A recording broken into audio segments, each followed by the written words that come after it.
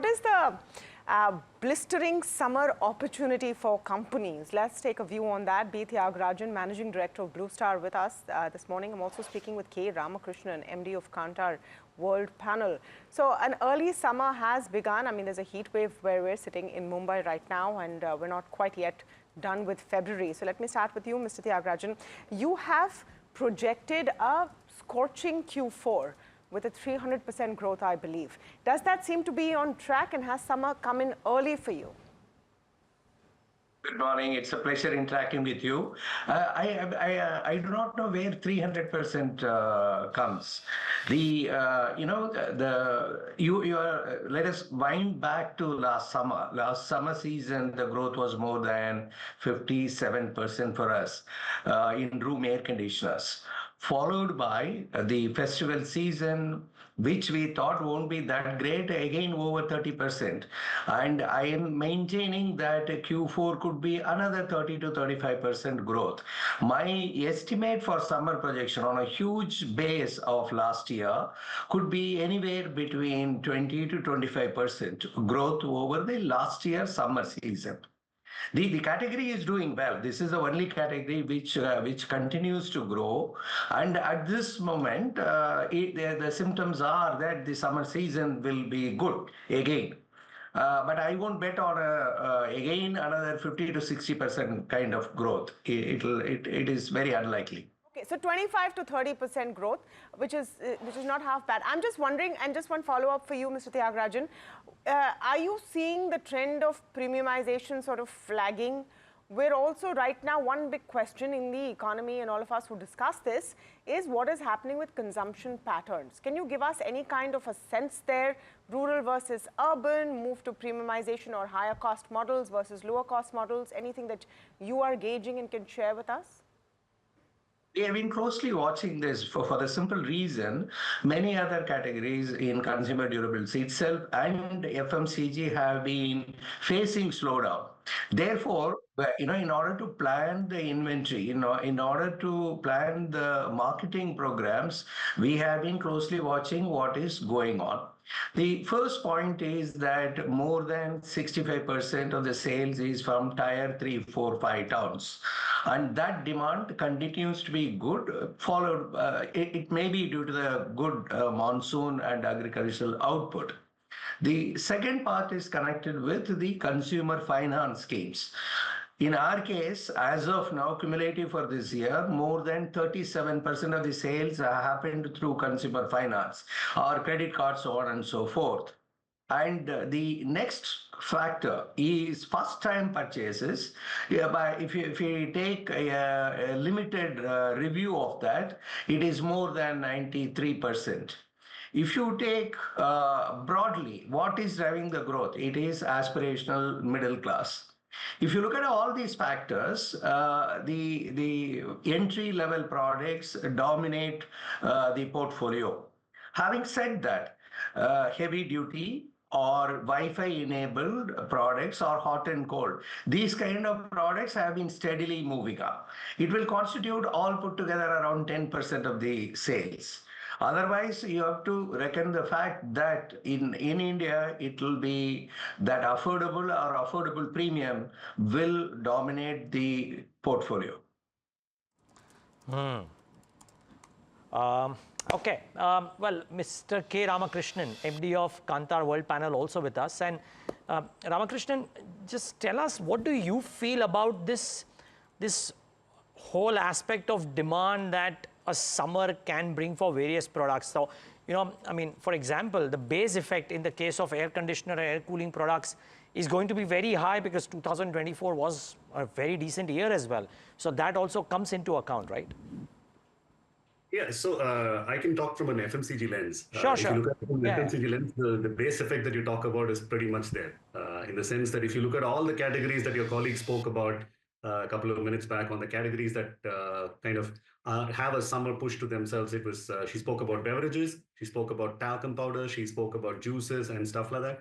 All of them saw a bumper year last year. I mean, if you look at just soft drinks, bottled soft drinks, there was a 26% growth from a household consumption lens. And similarly for bottled juices, the number was close to 16%. So all of them have seen bumper growths in the last year.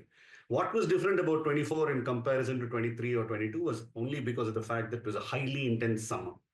And if all projections are right and whatever we get to hear from IMD, etc., the summer is only going to be further intensified in this year. So therefore, I believe the wave is likely to continue.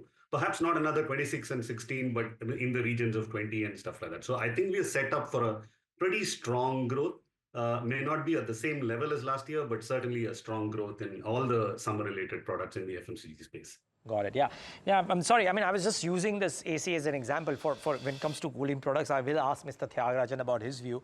But just a follow-up here, Ramakrishna, and that is on just the nature of growth that could come in for the pan-India businesses, because it does seem that when we look at volume growth in isolation for the pan-India companies, it might be deceptive simply because a lot of regional players have become very strong brands. Some of them are not listed.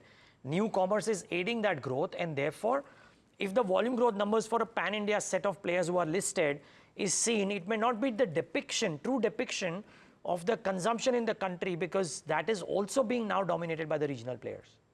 Sure. Sure. I mean, see, even that is consumption. Whether it's regional players or national players, it's still consumption. Agreed, agreed. Consumption No, lens. but what I mean is, sorry, when I see the volume growth number for an HUL or an ITC or what have you, it may not be a correct depiction if the number is low, because the consumption may be happening at other companies which are not listed and therefore not reporting. Yeah. So which is exactly the place where we come in. Like I said, I'm talking from a household consumption lens, and it's not reflective of brands. It's not reflective of companies.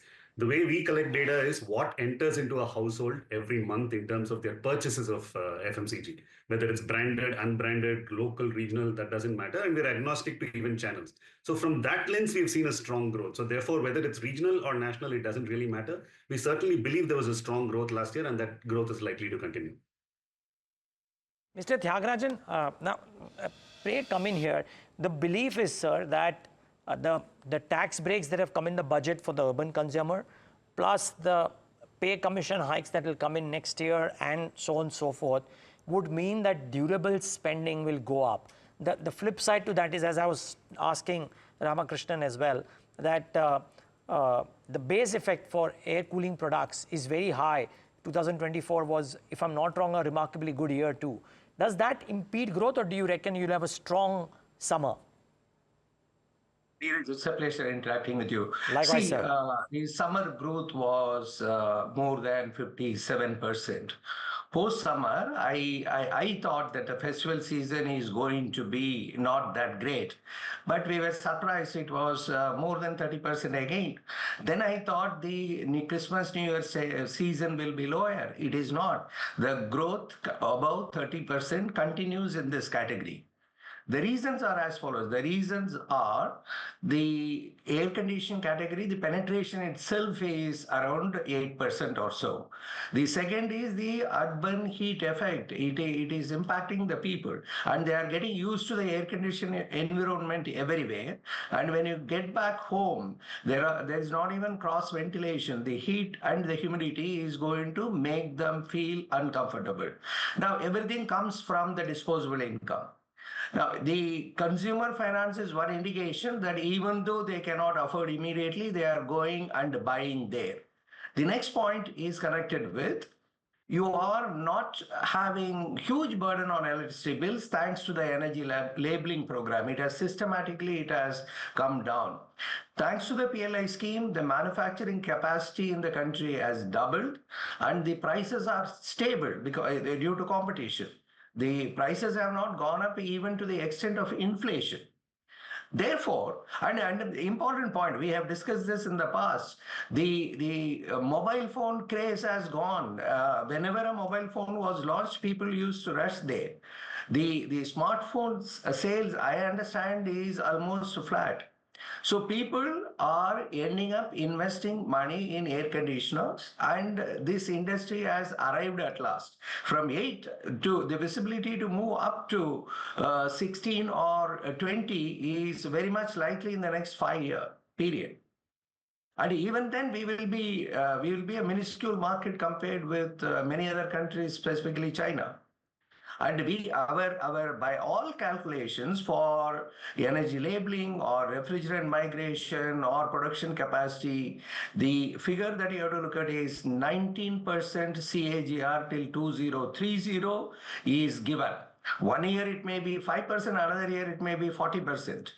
And this particular summer season, looking at all the factors, I think 20 to 25% growth over last year is possible.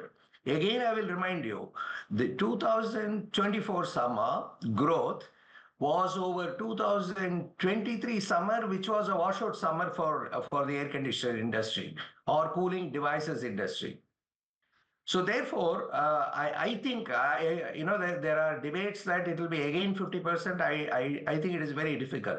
One should look at 20 to 25% growth. Blue Star would like to gain market share, so we will be attempting 25 to 30%. No, When you plan the supply chain like that, you have a headroom for doing 10% more if indeed the demand is going Just very quick question, Mr. Thiagarajan, because we're all trying to figure this out, right? With what's happening on the side of US tariffs and the global impact, just trying to understand if there's any supply chain impact or hit probability for you? I don't think for this industry you should look at Trump 2.0. Post-COVID, we introduced non-tariff measures against China, right? We have been ahead of US in this.